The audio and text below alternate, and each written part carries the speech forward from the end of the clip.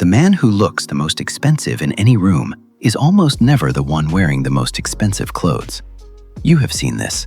Somewhere, sometime, you walked into a room and noticed a man over 40 who just looked composed, and you assumed he had spent serious money on what he was wearing. He probably had not. I spent years getting this wrong, buying logos, chasing brands, until I realized the men I actually respected, the ones who looked the most put together, were doing the opposite of what I was doing. 7 things make a man over 40 look expensive. None of them cost more than what you already spend. Some cost less. The last one surprised me the most. Number 1. Fit beats price. Every single time.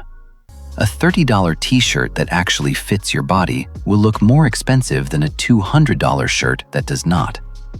The eye sees proportion before it sees fabric. It sees how something sits on a body before it sees what brand made it. Most men over 40 are wearing clothes that are slightly too big. Shoulders hang, chest billows, pants pool at the ankle. They call it comfort. What it actually looks like from the outside is unfinished. The fix is 2 things. Know your actual measurements, shoulders, chest, waist, inseam, and stop guessing. Most men buy by feel. Stop doing that. Then find a tailor. $15 to $30 per garment to take in shoulders, taper sleeves, hem trousers. That single habit will make the clothes already in your closet look 2 to 3 times more considered than they did yesterday. Wealthy men do not look richer because their casual clothes are expensive. They look richer because their casual clothes fit them.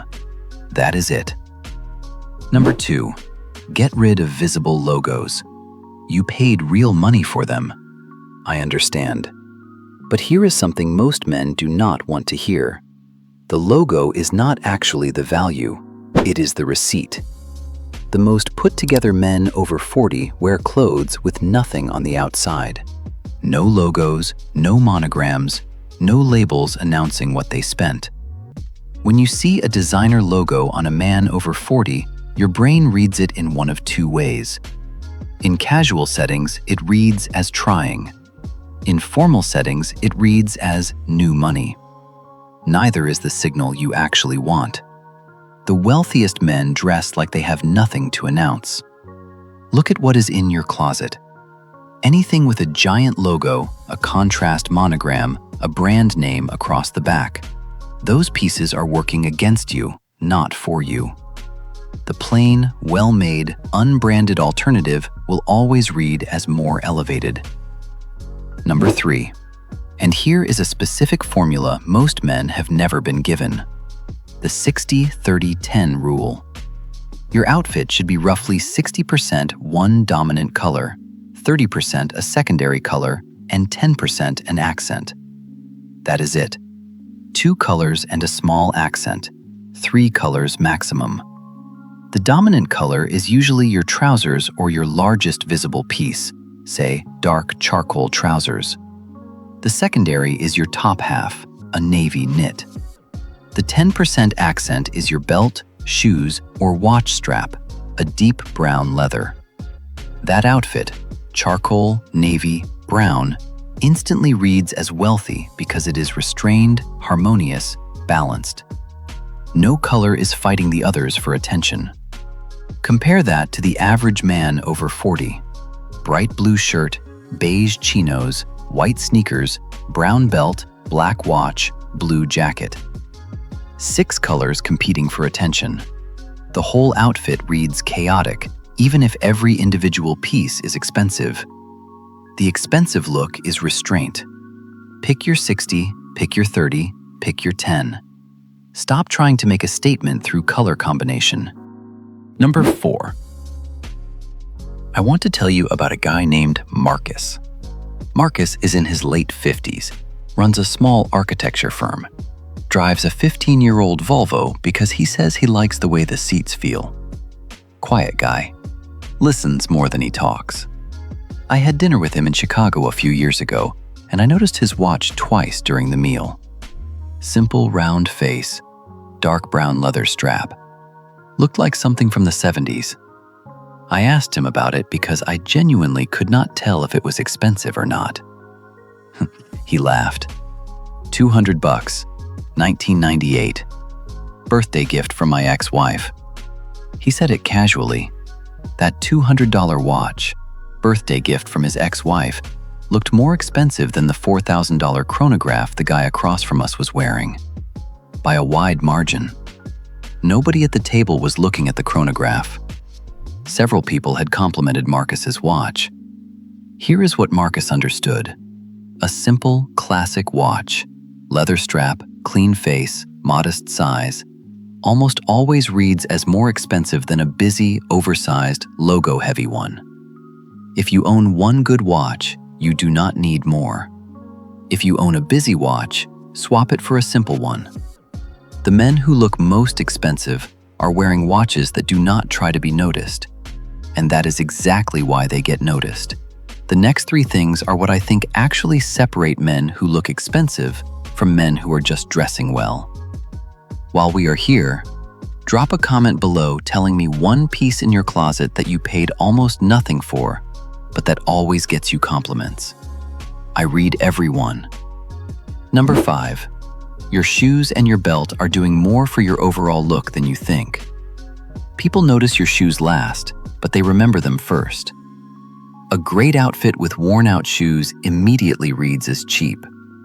A simple outfit with great shoes immediately reads as rich. You do not need many. 2 pairs of well-maintained leather shoes will serve you for years longer than a closet full of cheap shoes. 1 brown leather Oxford or loafer. 1 darker pair for more formal occasions. That is the foundation.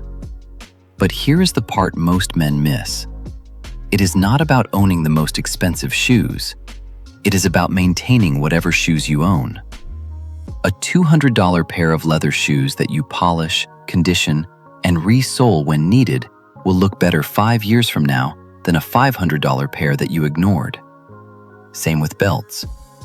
1 well-made brown leather belt. 1 black. Match the leather of your belt to your shoes. Match the metal of the belt buckle to your watch. These small alignments are what wealthy men do without thinking. The eye notices them even when it cannot say why. Number 6. This is the one I expect the most pushback on. Stop chasing the old money look. I know. Every men's style channel for the last 3 years has been telling you to dress like a New England prep school graduate. Quarter zips over collared shirts. Sweaters tied around the shoulders. Loafers without socks. The whole performance. Here is what I have noticed watching this trend play out. Most men actively trying to look old money look exactly like men who are trying. The whole point of how wealthy people actually dress is that it does not look like a costume. The moment you assemble an outfit to communicate a specific class signal, you have already failed at communicating it. The men I know who actually have generational money do not dress like the Instagram version of old money. They dress like men who do not need to think about it.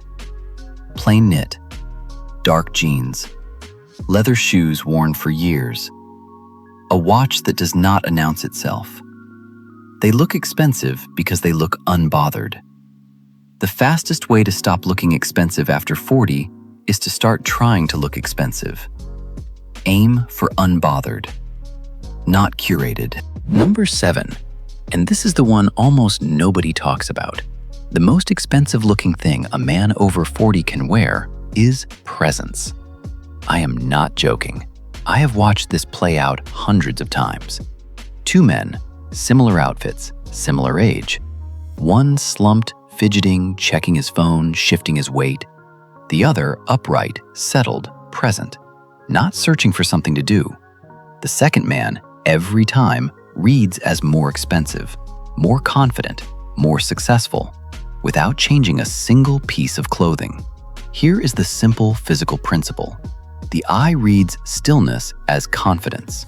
The eye reads constant small movements as someone hoping not to be noticed.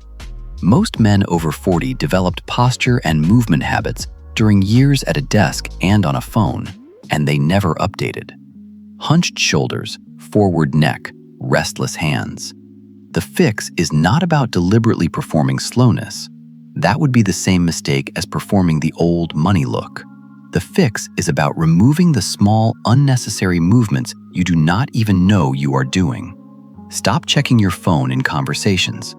Stop adjusting your watch when you are not nervous.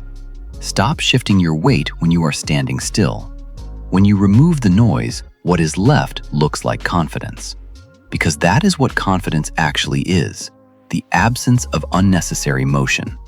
This is the cheapest, fastest, most underrated way to look expensive after 40. And it has nothing to do with your clothes at all. So that is the 7. Fit, no logos, the 60-30-10 color rule. A simple watch, shoes and belts maintained. Forget old money. Remove the noise from how you carry yourself. Here is what nobody tells you about all of this. The men who look the most expensive are not the ones who figured out a formula. They are the ones who stopped needing to prove anything. And that is the part I cannot teach you. That is something you have to decide on your own, whether you have spent enough years performing to know it does not work. If this gave you something to think about, hit the like button. And if dressing better after 40 actually matters to you, subscribe. Every week, I break down the small things that separate men who look composed from men who do not. Thank you for watching. Stay sharp.